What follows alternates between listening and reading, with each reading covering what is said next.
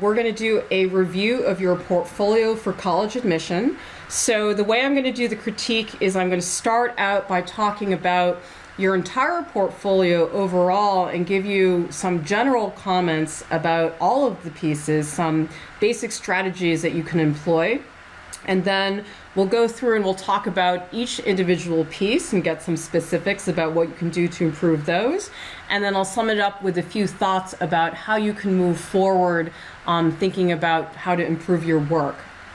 Okay, so the first thing that I notice about your portfolio is I think it's very clear to me that you are very good at detail. You have a lot of pieces, like for example, these graphite drawings of the hand, the pen and ink drawings over here, that you are really good at the small stuff. You're really good at seeing these itty bitty wrinkles over here, you know, the freckles on the face, you know, the details in the eye, the eyelashes. That's really your strength. You're so good at those little tiny details, which can be so challenging for a lot of people. And you're very good with cross-hatching as well with the pen and ink. But the thing is, your ability to do such strong detail, it's almost like a curse and a blessing. It's almost like you're so good at the detail that you've kind of bypassed a lot of fundamental design elements and a lot of compositional issues that I think you really need to think about. So I would encourage you in general to try to think more about the entire piece overall rather than getting so caught up in those tiny details, because there's a lot of things that I see as far as the placement and use of your media that we'll talk about in a minute that I think are actually much more important than the details. Like if you have a drawing or painting that's really well composed and that really use the materials well, you're going to find that you actually don't need that level of detail, that level of detail is almost unnecessary. It almost feels to me, looking at your portfolio, that you're kind of putting all your eggs in one basket, like you're hoping that the detail will kind of save you from not dealing with the composition, but that's not true. You really have to think about placement and how you arrange things on the page. One thing that I do notice in a lot of your pieces, you have a lot of blank white backgrounds in a lot of your portfolios, like these graphite hand drawings, some of these portraits. You got a lot of pieces where you're just not doing the background at all, and that's a big problem. You need to have something in the background. It doesn't have to be, you know, fancy or complicated, but it really is something you need to think about, because it's a chronic problem I see in a lot of student portfolios that people spend all their time on the subject and they just totally ignore the background. So I think that's a problem that I would recommend you work on. One thing that I also notice is that you need to get a greater range of subject matter. It seems like in a lot of your portfolio you have an awful lot of portraits, and a lot of the portraits are the same. Like for example, you have 4 pen portraits, and for me, all 4 of these are extremely similar. So I would say cut out 2 of them, or make the 4 of them different enough that they kind of show different sides of your skill set. You know, right now, I sort of feel like I've seen one of these portraits, I've kind of seen them all. They all look too similar, so I would recommend that.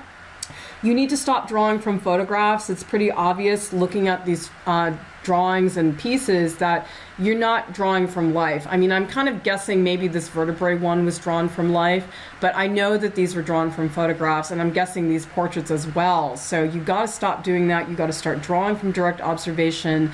Drawing from photographs, you develop all sorts of terrible drawing habits, and I see it all the time in freshmen at RISD that, you know, they spent all their time training themselves to draw from photographs. They got to undo all these terrible habits. So you got to stop that. The other thing that I see in your pieces is that most of the pieces in your portfolio feel like they're only 50% finished. I feel that a lot of these pieces need way more time. A lot of the pieces in your portfolio, I'd say another 4 or 5 hours on top of what you've already done.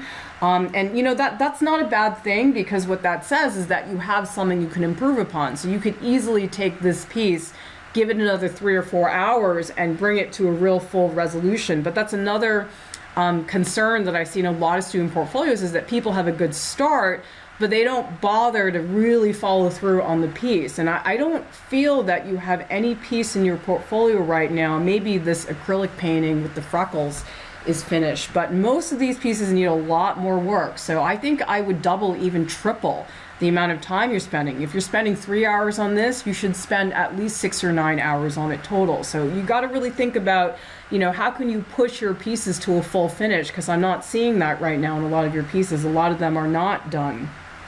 Compositions, you need to get out of the dead center of the page, like these two graphite drawings of the hands, dead center, blank white background. Those are kind of the biggest offenders that I see in a lot of compositions, is people just sticking things right in the middle and not really thinking about, you know, could we crop these fingers? Could they go off the page? Could I offset them? Could I, you know, rotate them? Could I orient them differently? So you got to really think about that. You have a lot of symmetrical compositions where it's the exact same thing on both sides, so I'd work on that as well. You also need to work on diversity of media, and also you need way more color. Most of your pieces are black and white pen drawings, and you have a couple color pieces, but even the color pieces that you have, the color is sort of minimal, and I'm not seeing you kind of mixing your colors very much. Like this watercolor set of 3 portraits, a lot of the colors look like they're straight out of the tube. It doesn't seem like you're really thinking about how to mix more subtle color ranges. The one exception would be the acrylic painting with the freckles on it, the closed eyes piece. But in general, a lot of black and white in your portfolio. You know, you don't have to have all color, but I think you need to have at least 5 or 6 pieces out of a portfolio of 20 that really demonstrate your engagement with color, and we're not seeing that right now. My recommendation to you for color is you might try chalk pastels. Chalk pastels are really great because it's a drawing material, but it lets you kind of paint with color. And so, you know, painting I think sometimes is overwhelming for a lot of people because it's so much equipment and it's a lot of work and it takes time to kind of learn it. But I think because you are strong in drawing, that chalk pastel would be a really quick way for you to do some color pieces, but also build upon the drawing skills that you already have. So that would be a great thing. You might also play with Caran d'Ache crayons, a specific brand. I'll write it down for you later. That's another version. It's not dusty like chalk pastels are. You might really have a lot of fun with those, but think about color materials because I think you got way too much black and white going on in here. Okay, so let's switch over and look at the individual pieces. One thing that I notice also about your drawings, looking at this graphite and pen piece, is you got to stop drawing with pencil so much. What I'm seeing in a lot of your portfolio, very tight, very kind of rigid, conservative pencil drawings. And I think you could try loosening up a little bit more with the pencil. And the other thing I would consider is doing more charcoal drawings, because charcoal I think is a great drawing material because people don't tend to be as stiff with it. They tend to draw in a looser, bolder, more aggressive manner. And so I would really suggest that you do more charcoal drawings. And I know you have one in here of the vertebrae. So it seems like something that you've done before, but you got to do more of it. The graphite is kind of holding you back right now. This piece I'm interested in because you are mixing media and it doesn't seem like you're doing that much in the other pieces, but I think you got to integrate things more. I think it looks too much like you have just this pen design that it almost looks like it's been sort of cut and pasted on top of the graphite drawing. There's kind of no relationship between the two. Like if you had some of this line work kind of seeping into the face a little bit more slowly, like you need more of a transition from this design into the graphite. It seems like the two just kind of got thrown together and they don't have a lot of relationship. Also very symmetrical you know, composition, put the face dead center, so I would reconsider that.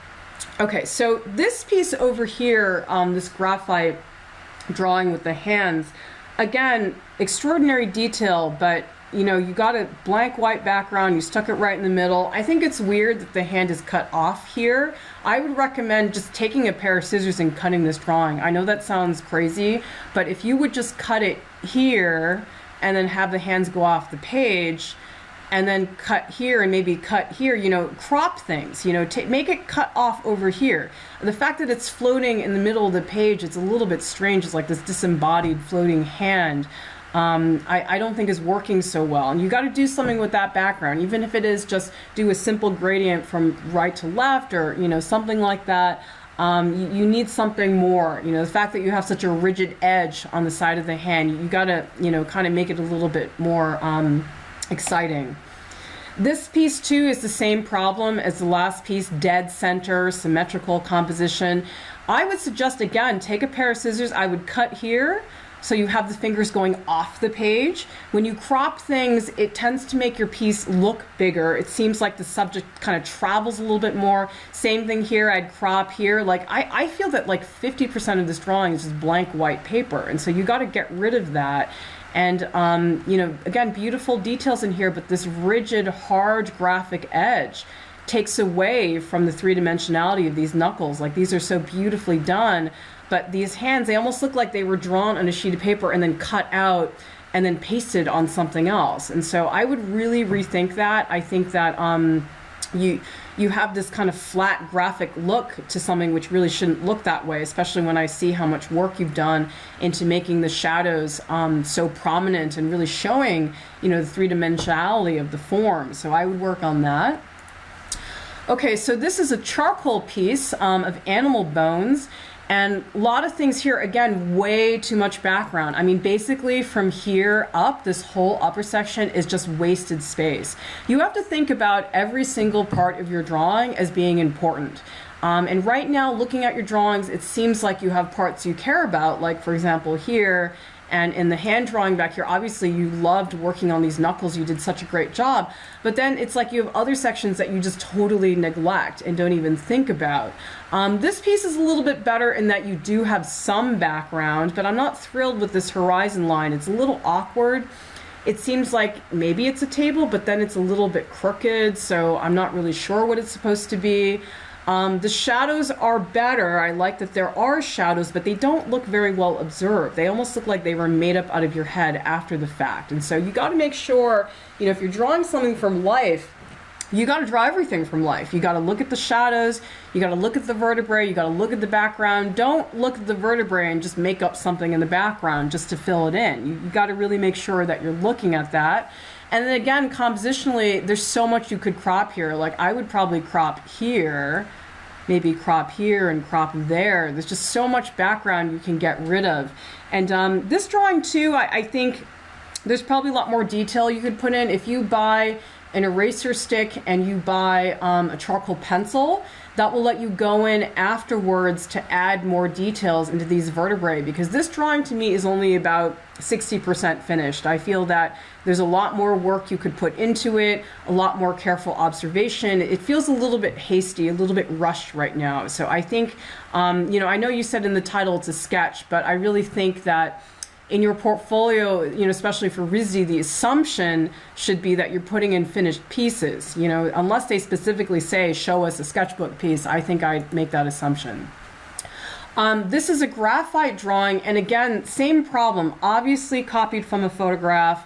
A lot of little tiny detail work, which is impressive, but the overall piece doesn't have a lot of movement, which is kind of strange because, you know, it looks like a big wave of water, but the way you've treated the you know, drawing, it's actually very stiff and very conservative. And so I think what you could do with this piece I think is worth revisiting. You know, get yourself a kneaded eraser and lift, you know, some areas and smudge and just loosen this up a lot. You know, this is so kind of crisp and so flat and graphic, and if you could take a kneaded eraser and just, you know, go crazy with the eraser on this thing, you could get smudges, you could get smears. It would be much, much more exciting. Right now, it's almost like with this piece, it's almost like you're a human Xerox machine. It's almost like, you know, you had the photograph and you Xeroxed it in pencil. And that's really not what a place like RISD is looking for. You know, they're really looking for somebody who really draws and interprets their subject matter. They don't want to see that you're just copying the photograph. And that, I feel, is really happening in this piece. It's like you had the photograph and you copied it. And that's a very mechanical process. There's nothing really artistic about that. So I would reconsider that approach. Okay, so I like that you have a painting in your portfolio. I think this is really helpful to have that. It's also one of the few pieces in your portfolio that's full out color. You know, a lot of your other pieces, there's kind of like touches of color, but it's not really fundamentally about color. This piece really is. And so I think for that reason, this is a good piece to have. Again, I'm not thrilled with the composition though. It's again dead center, perfectly symmetrical. You know, if you even just moved it over to the left, I don't know if this is on a stretched canvas, if you can, you know, change anything about that, but the symmetry is really a problem in a lot of your compositions, so I'd work on that. You know, I wish I could see more of what you did with the freckles. Like, it seems like in the freckles, you weren't afraid to kind of loosen up and get a little crazier with the mark. I like how spontaneous a lot of the brush strokes are. You got really nitpicky around the eyelashes and the eyebrows, though. I mean, for me, the most exciting part of this portrait is actually the wrinkles that are being created by the eyelids and the freckles. Those two areas, I think, have a lot of potential. The eyelashes I don't think are that important. They're there and they're cosmetic, but they're not really what this piece is about. This piece is about, you know, kind of the expression of the face, and I think the wrinkles really show that. The wrinkles, I think, need more work. I think you need more contrast. You need to get a deeper, darker purple, make the wrinkles more obvious, more accentuated. Like, you almost overdid the eyelashes in a way, so I think I'd add a lot more going in that area. And again, the skin tone, I think, is a little conservative. It seems like if you look at skin tone, it's a very complicated thing to paint skin tone, but you should see some greens, some blues, some yellows. This is very kind of limited palette that you have here. So I would really encourage you to just get a little crazier with the color, you know, let the color be a little bit stronger, a little bit bolder. Right now, your color scheme, it's almost like verging on gray. So I think I'd pump that up a lot more.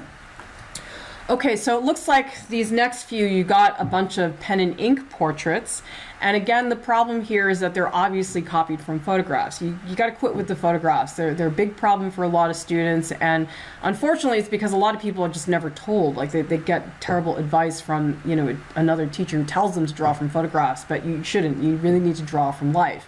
And, you know, if you want to draw a portrait, you can do a self-portrait, or you can, you know, do a landscape, or there's so many things you can draw from life. I mean, it's just endless numbers of things. So don't give up on it, and don't say, oh, there's nothing to draw, or that's not convenient, because drawing from life is critical. And I'll send you some articles about drawing from life that will help you think about that.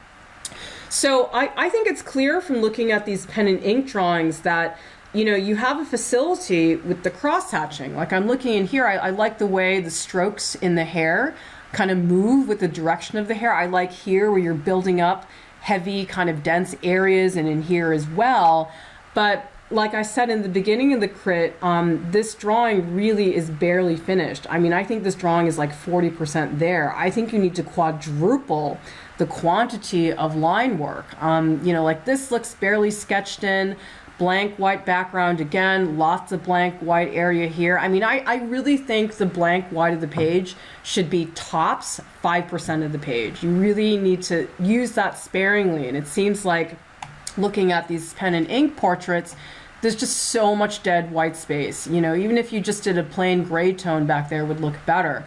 And so again, these pen portraits, it's not that they're not off to a good start, because they certainly are. It's just that it seems like you kind of stopped halfway through. You know, if you could add this level of density to all of these other areas, you would be in great shape. And what I'm going to ask you to do, I'll send you an email later, to look at Lucien Freud's etchings. There's a printmaking process, but they basically look like pen and ink drawings. And he really does a great job of really layering very thick areas and being comprehensive about it. Like, especially areas like this look like you barely worked on them over here as well. Like, the hair is great. The hair looks fantastic. Another person you might look at is Edward Gorey. He's an illustrator. He did all pen and ink drawings, and I'll send you a link to his work as well.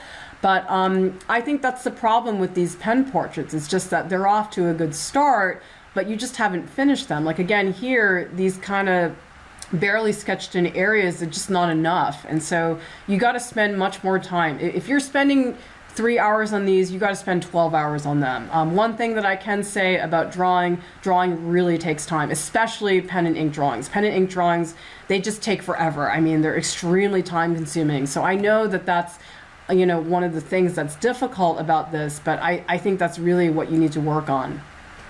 Okay, so this is a marker piece. I would say I would not put this piece in your portfolio. I think there isn't enough going on.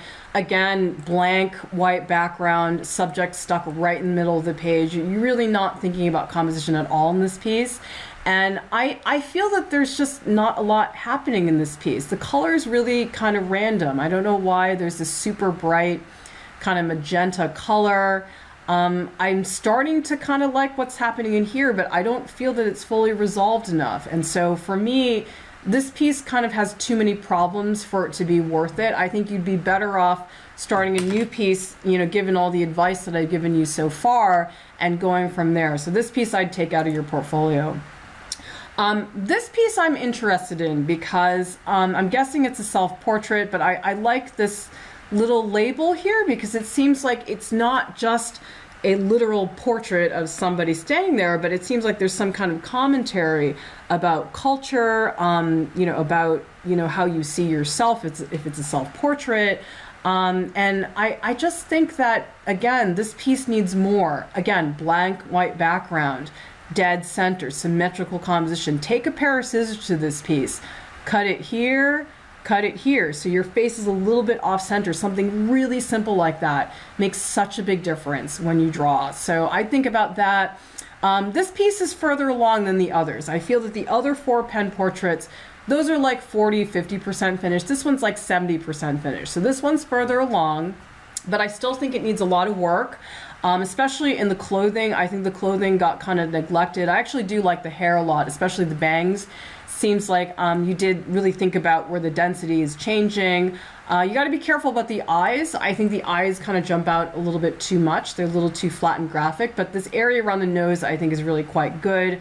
And I think the mouth is also nicely done. So this piece I think is really one of your strongest pieces that I've seen so far, just because it's not such a, this is what I saw, this is what I'm drawing. It's not so literal and mechanical. It seems like there is a story behind this piece. And that is something that colleges will look for, is that they want to see that you're not just this drawing machine, that, you know, you really are somebody who thinks about subject matter and creativity. Okay, so this piece is watercolor. And this piece, I think I would leave out. I think that, number one, there's too many problems with it that I think are not solvable, and I think you're better off doing another piece. The watercolor, the treatment of the watercolor, I don't think is great. A lot of these, it looks like yellow straight out of the tube, blue straight out of the tube, red straight out of the tube. You're not doing a lot of mixing. The only area of color that I think really is working well is this. I think the scarf area, between that and the pen and ink work, there are some very beautiful magentas and reds in here, so that part I think is quite good. But I think the glowing eyes, the strange white halo that's surrounding all the figures is a little strange. It's also not working, again, blank backgrounds, and then it's weird that the figures just kind of stop. Like, I think I would just let them go off the page, or I would crop the page, you know, whichever one you want to do. But I think, again, it's obvious these are done from photographs. I think you're better off doing a new piece to replace this piece, maybe with chalk pastel or Caran d'Ache crayon, because I don't think there's enough kind of retaining features of this piece to keep it in your portfolio. Okay, so this is a pen and ink drawing. This is one of your better compositions. When I look at this piece, it's much more obvious to me that you've thought about placement, like the placement of this tree, the fact that it's off center, the ropes that move here, this, you know, thing that's kind of coming out. I guess it's an elephant, I'm not totally sure. But and then this coming in from the side. This is a much more ambitious composition. You've really filled the page. You have some blank white page, but it's so small. Like, it's just this little shape here, a little bit here. It's so minimal that it doesn't bother me. And so I would use this piece as a reference for, you know, how to place a composition and how to make things more exciting. On the other hand, I do feel that this piece is a little bit disparate. It seems like there's a lot of pieces, and a lot of them are kind of having difficulty relating to each other. The tree is probably the best part of the piece. I think the background is a little weird. I don't really know why you have these geometric lines going through. But I think you got to integrate the parts better. I think you got to have better bridges. You know, maybe more shadow work down here, maybe the shadow of the figure's a little bit stronger. But I think the problem with this piece, it's not the individual components, but it's the way the individual components are relating to each other. Okay, so this is a woodcut print, And I like this piece for a variety of media because this is the first piece that is a totally different material than drawing. It's printmaking, but same problems, a lot of white background, dead center composition. This piece, again, too, I would crop it. Take a pair of scissors, crop it here, crop it here. It's a 2-second fix, and I know that it sometimes is painful to take a pair of scissors to your work, but it's a big difference, and a lot of those things I really do think matter because a lot of high school students are not thinking about composition, and if you do, and you just do those little changes, it really sets you apart from the rest of the portfolios that they're reviewing. So I'd really recommend you think about that. But I do like the graphicness of this. I like that it's a little bit more playful. It's a little bit looser. It's not so rigid like your other drawings. So I like this piece a lot. I just would take a pair of scissors to it. This piece, again, I like that it's a woodcut print. I'm not thrilled with the subject matter. It's very cliche. It's you know, a rose and the petals falling in the hand. It's kind of like out of a Hallmark card or something. But actually, my favorite part of this piece is the background. You know, I love this textured patterning that you have going on back here. I think that's very exciting. The color I'm not excited about. I think the color is really obvious. Like the rose is red and the petals are green. I don't think it gets more obvious than that. So my recommendation, if you have other prints of this piece, just print it black and then use the watercolor and paint it differently. I also think it's weird that everything's glowing yellow. Get rid of the halos. The halos never look good. They look strange unless you're painting some religious piece. I think that you shouldn't have these halos. But just think about, you know, other colors you can use. You know, roses don't have to all be red. You want to kind of stick away from, you know, kind of the obvious, and you know, maybe the petals are not green, maybe they're like a deep brownish purple. I don't know. I think you want to stay away from, you know, kind of the obvious cliche imagery that everybody expects to see. You know, do something that we don't expect to see. Maybe the rose is deep purple and blue, or maybe, I don't know. There's a lot of ways you can do it. This piece I think is worth reprinting and working on again. Okay, I'm interested in this piece, I think, because number one, the compositions are much better than in the other pieces. Like I think here, where you have this very graphic approach to the pen work, and then you have some of the watercolor kind of bleeding in, and then this piece too on the right-hand side, I like, you know, the graphic shape, the way it cuts across the page. So these two are some of your stronger compositions in that sense, and you can kind of look to them as guidelines for doing your other compositions. Again, though, in this piece, I wish that the integration of the watercolor and the pen work was stronger. You do start to do it up here, like up here where I see the watercolor and the pen work is starting to layer on top of each other. That's starting to work, but you need more of that. So I'd love to see more pen going over the watercolor, and then more watercolor kind of leaking its way across, like maybe down here by the neck. And so this is a piece I really think is worth working on, and this piece is close. Like I think you probably could fix this piece in about 2 hours, you know, get a little bit of watercolor work, more articulation in the ear, maybe even some white acrylic over here. This big black shape I think is a little bit much. I think you need something back here to kind of play with it some more, but this piece I definitely would work on more. I'm sort of wishing there was watercolor on this side, just because it's a little weird that there's some here and none over here. And if you do want us to see this as a diptych, a 2-paneled piece, you do need to give a stronger relationship between the two. Right now the pen is doing that, but there's no watercolor, so I'd add some on that side. Okay, so this is another linoleum print, and I wouldn't recommend these two images together. I think I would just pick one. There isn't a huge difference between these two images. The only difference is the color, and I think unless you had something really vastly different, it's not really worth your time to take up the slide. You're better off having one giant image of one of these and doing it like that. You might also think about, you know, different kinds of colors. You could do what's called a rainbow roll, where you have like one side color here, another color over here. You can do a lot of fun things with the brayers. Again, I like this piece for the variety of material, but again, composition isn't great. It's dead center, a lot of blank white background, as you're seeing. That's a recurring problem in a lot of your pieces. But I do like the imagery. I like that the imagery is looks like you looked at an insect or a beetle or something like that.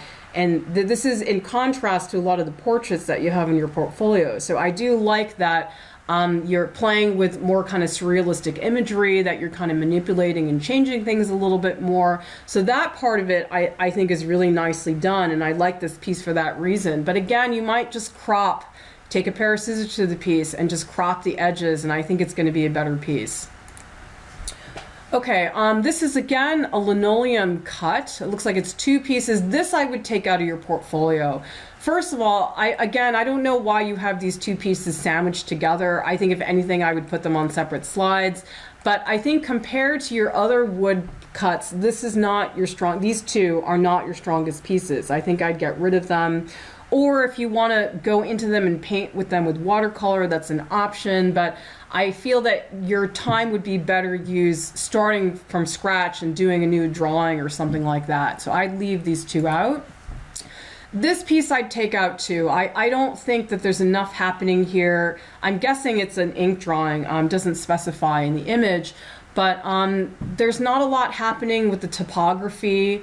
It's dead center, it's symmetrical. I mean, it's kind of got so many problems that I don't think it's really worth it. Again, I think you're better off spending time doing something else and thinking about other ways to get that to work.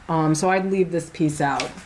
So I would say in summary, you're in pretty good shape. You just really need to think about composition because the composition, as you can see from the critique, it was a recurring problem in a lot of your pieces, and there's a lot of really kind of simple things you can do to fix that don't take a huge amount of time. Like I said, in a lot of these pieces, just take a pair of scissors and recrop it. But you got a lot of pieces in your portfolio that you don't have to get rid of, that you just need to spend more time on. And it's kind of like there's nothing wrong with the way you're drawing or your approach or anything. It's just you're not doing the whole thing. It's kind of like if I said to you, you got to run a marathon that's 26 miles, and you only ran 15 miles, and you ran at a really good pace, and I'm saying, you know what, you have a very good pace, but you got to run all 26 miles. And so that's the difference. That's something I see across the board in a lot of high school portfolios. People just don't finish the pieces all the way. And I think the way to know that something's finished is that when you look at the piece, you say, there's nothing else I can add. And I don't see that in your pieces. There's a lot of pieces in your portfolio that need a lot of work. So I think that's actually a good place to be because it means that you don't have to start from scratch. I have a lot of students, I tell them you just got to start from scratch. You're not in that situation. You have a lot of pieces in your portfolio. If you just spend another few hours on top of them, they'll be ready to go. And you got to stop drawing from photographs. You got to draw from life. You need more media, more diversity of subject matter. I'm going to send you in an email a bunch of links of different artists to look at and to some of those materials that I mentioned. A lot of it is sometimes people just don't even know what materials are out there until somebody tells them. So, that's obviously not your fault. But that's something I think about. You obviously can draw. I can tell from looking at, those graphite drawings of the hands that you're incredibly good at detail. And same thing with those pen and ink drawings. But you have to kind of distribute yourself a little bit more evenly. It's like you're focusing too much on one thing. You're kind of neglecting everything else. So I think there's a lot you can do. I think, you still have some time. It's going to be a lot of work, but art and drawing, it takes time. It takes a lot of work and concentration. So I'll write all those references for you to look at. I'll send you a bunch of articles. I think you can do it. You just got to put in more hours and stay on track about composition.